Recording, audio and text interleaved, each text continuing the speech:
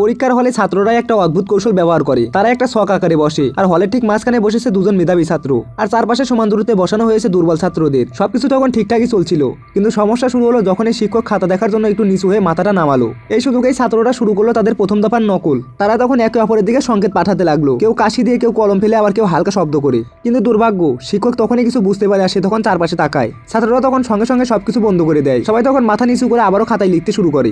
শিক্ষক তখন মনে করেন যে হয়তো কিছুই হয়নি। ঠিক তখনই সে চশমাটা খুলে তার চোখটা মুছছিল, আর ঠিক পরের মুহূর্তে ছাত্ররা শুরু করলো দ্বিতীয় দফার নকল পরিকল্পনা। শিক্ষক তখন বুঝে যায় যে কিছু একটা ঠিক নেই। সে তখন দ্রুত চশমা পরে খুঁটিয়ে খুঁটিয়ে পুরো ক্লাসরুম দেখে, কিন্তু আশ্চর্যজনকভাবে সবকিছু একেবারে স্বাভাবিক। এরপরে টপার ছাত্রটি চোখের ইশারায় সবাইকে জানিয়ে দেয় যে ব্যাকআপ প্ল্যান চালু করো। তখন পিছনের দিকে দুর্বল ছাত্ররা ইচ্ছে করে নড়াচড়া শুরু করে, যাতে শিক্ষক তাদের দিকে মনোযোগ দেয়। শিক্ষক যখনই পিছনের বেঞ্চগুলোর দিকে যায়, ঠিক তখনই সামনের সারির ছাত্রগুলো দ্রুত উত্তর আদান প্রদান করে। এরপরে শিক্ষক ঘুরে সামনে আসলে সামনের ছাত্ররা সেই উত্তরগুলো আবার পিছনের দিকে পাঠিয়ে দেয়। আর এইভাবে নিখুঁত পরিকল্পনার অসাধারণ বুদ্ধি ব্যবহার করে সব দুর্বল ছাত্র সহজেই পরীক্ষায় পাশ করে যায়।